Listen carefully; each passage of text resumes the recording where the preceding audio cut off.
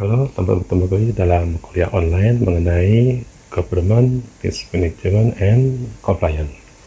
Pada kesempatan ini kita akan memulai perkuliahan mengenai langkah proses pelakuan terhadap risiko yang diambil dari standar yang dibuat oleh Australia dan New Zealand 4360 tahun 1999. Langkah pertama adalah melakukan evaluasi dan pendampingan dari risiko. Jika risiko tersebut sudah dapat dilayak, maka risiko tersebut dapat diterima dan dilakukan proses monitoring terhadap risiko-risiko yang sudah diterima. Tapi seandainya tidak, maka dilakukan beberapa tahapan, yaitu tahap pertama melakukan identifikasi treatment. Itu dengan cara kita akan mulai langkah-langkah untuk mencari identifikasi bagaimana caranya mengurangi terjadinya risiko, kemudian bagaimana mengurangi terjadinya proses tersebut, dampak-dampaknya kita akan mengurangi. Berikutnya dilakukan proses dengan cara memindahkan risiko tersebut sebagian atau semuanya kepada pihak lain, misalnya kepada outsourcing atau departemen lain. Langkah keempat adalah melakukan penghindaran terhadap terjadinya risiko. Kemudian langkah berikutnya dengan menilai atau mengassessment opsi-opsi dari pelakuan terhadap risiko. Misalkan kita melakukan bagaimana kelayakan dari biaya yang harus kita tanggung atau keuntungan yang kita peroleh. Biasanya ini akan disebut dengan risiko appetite atau kemampuan dari perusahaan untuk mengolah suatu risiko. Kemudian dilakukan beberapa strategi proses untuk treatment. Misalkan strategi bagaimana cara memperoleh dengan yang lebih efisien dan lebih efektif. Langkah berikutnya kita memilih strategi tersebut yang sesuai untuk kebutuhan di perusahaan tersebut. Kita siapkan rencana tersebut. Langkah persiapan juga dibagi 4, yaitu langkah-langkah perencanaan untuk proses implementasi dari pengurangan terjadinya risiko, pengurangan dampak atau impact yang harus ditanggung oleh perusahaan, pemindahan risiko pada bagian lain atau keseluruhan, dan menghindarkan risiko. Rencana ini kemudian diimplementasikan jika ternyata setelah dikaji risiko tersebut ada sebagian yang dilakukan, ada sebagian yang ditransfer. Risiko tersebut yang diterima akan disimpan dan dimonitoring untuk dalam pengelolaan manajemen risiko. Apa saja yang termasuk kepada pengurangan kejadian dan pengurangan dampak? Kita akan lihat di sini. Di sini merupakan dua tabel. Yang pertama mengenai cara pengurangan terjadinya risiko, dan ini merupakan cara-cara untuk mengurangi konsekuensi. Misalkan diadakan suatu program audit atau kepatuhan yang kontinu, adanya kondisi kontrak yang memastikan terjadinya proses manajemen risiko, adanya review secara formal dari persyaratan-persyaratan, spesifikasi, desain, keteknikan, dan operasi dari suatu manajemen risiko, inspeksi dan proses kontrol terhadap suatu proses yang ada di dalam perusahaan tersebut, investasi dan portofolio manajemen, project manajemen. Kemudian ada maintenance dari pencegahan, peningkatan kualitas asuransi, manajemen dan standar. Kemudian lakukan proses research and development dan technical and development untuk mengetahui bagaimana langkah dan perkembangan risiko. Dilakukan proses pelatihan dan berbagai program lain untuk menguatkan sumber daya manusia terhadap proses penanggulangan risiko. Jadi supervisi atau pengontrolan dilakukan oleh orang khusus yang ditugaskan untuk mengamati terjadinya risiko. Proses pengujian dilakukan untuk menghadapi jika risiko tersebut akan berubah karena risiko bersifat dinamik. Proses penguatan organisasi dan beberapa kontrol teknik. Untuk mengurangi konsekuensi dilakukan proses perencanaan untuk pemulihan, contingency planning, pengaturan kontrak.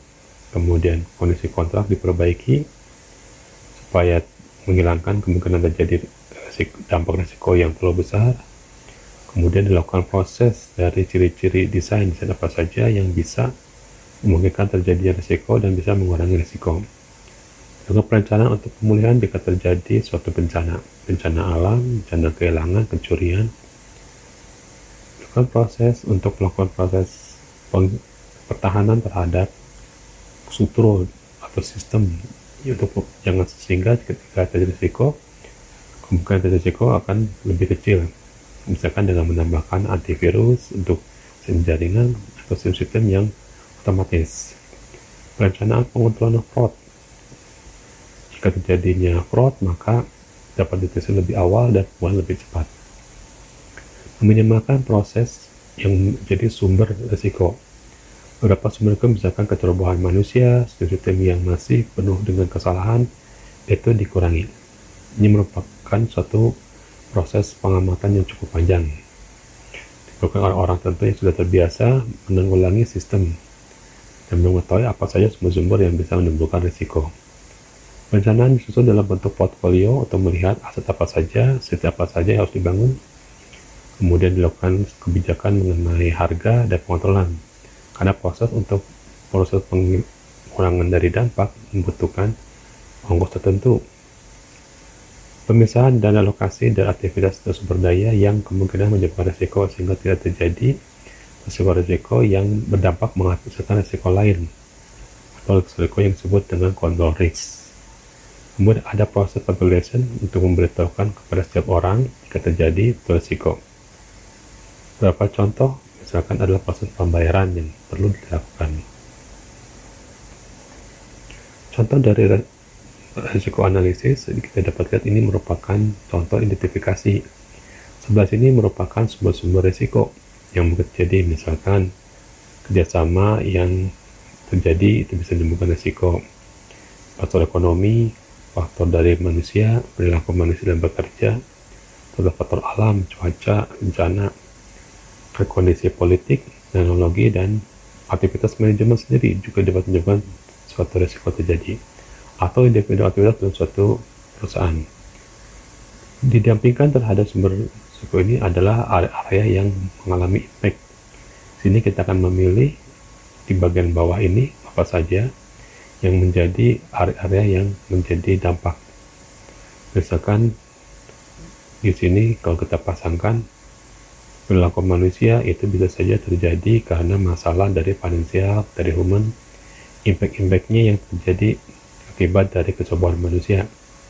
Ini kita pasangkan, mungkin tidak semuanya ada, tidak semuanya berpasangan, kita sesuaikan dengan sumber-sumber ini menyebabkan impact apa saja. Contoh dari kualitatif analisis, kita dapat lihat ini adalah tabel dari suatu impact risiko.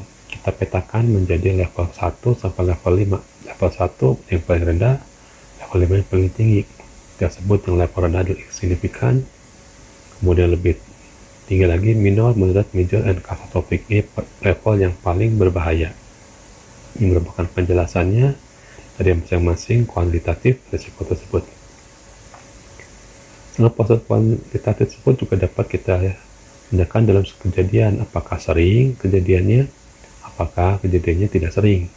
Yang A merupakan level yang tidak sering terjadi, sedangkan level A merupakan kejadian yang jarang terjadi. Berikutnya kita petakan ke dalam proses keseringan dan proses konsekuensi. Di sini kita dapat lihat untuk yang kondisi konsekuensi yang rendah, misalkan apakah seringnya, bagaimana seringnya, apakah termasuk golongan yang risiko tinggi, yang paling bahaya mungkin ini sering terjadi, tapi pengaruhnya tidak terlalu besar untuk proses-proses yang high risiko. Ini kita petakan. Ada yang ekstrem risiko, ini sangat berbahaya, sangat high risk juga berbahaya, tapi kurang sedikit dibanding ekstrem risk. Moderate berbahaya, low risk yang tidak terlalu berbahaya. Kita petakan setiap kejadian dengan konsekuensinya untuk setiap level-level risiko. Jadi kita dapat lihat semuanya tidak ada angka, tapi merupakan besaran kualitatif. Contoh kuantitatif, misalkan di sini kita dapat menghitung, yaitu risiko dari finansial, kerugian finansial, kemudian fatal risiko, jumlah dari kematian per tahun per aktivitas dibagi dengan suatu populasi misalkan. Kemudian masalah dari bencana alam atau bencana dibuat oleh manusia dan bencana yang menyebabkan kesehatan. Manajemen sesuai dengan standar dari ISO 4360 tahun 99 itu memetakan mengenai kebijakan bagaimana cara mengolah risiko. Jadi misalkan ada sasaran dan kebijakan secara rasional, bagaimana manajemen risiko, jangan berlebihan, tapi harus tepat sasaran. Di sini ada link between kebijakan dan investasi, bagaimana cara mengolah kebijakan dalam suatu investasi.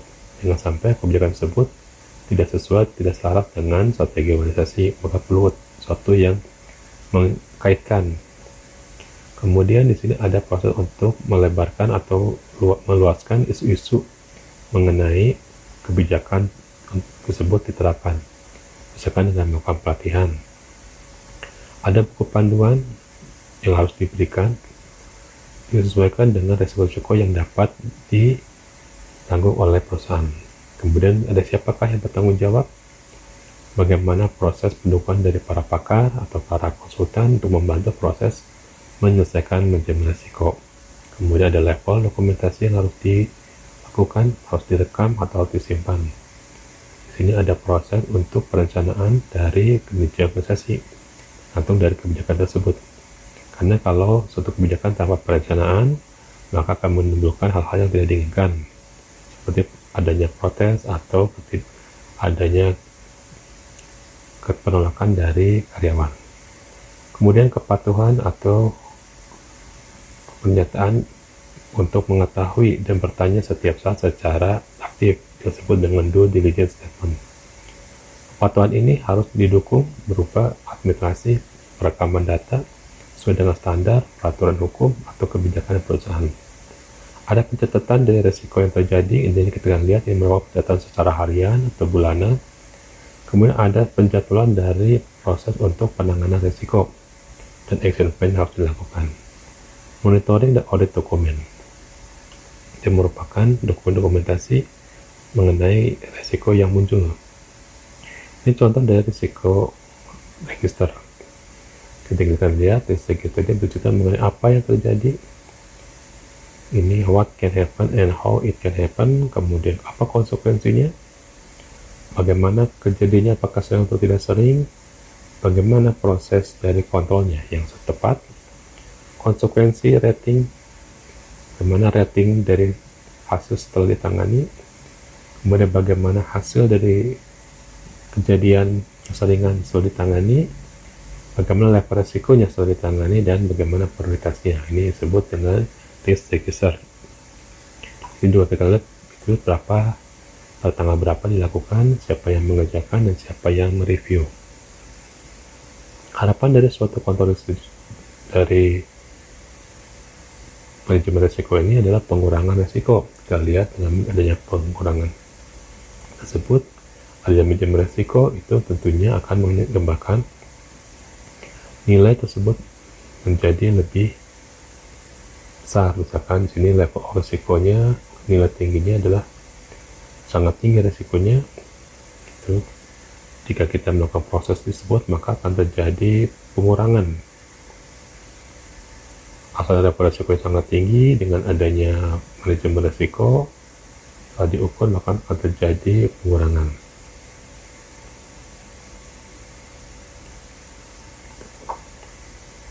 Demikian kuliah hari ini. Jika ada pertanyaan, silakan sampaikan di dalam komen berikut. Terima kasih.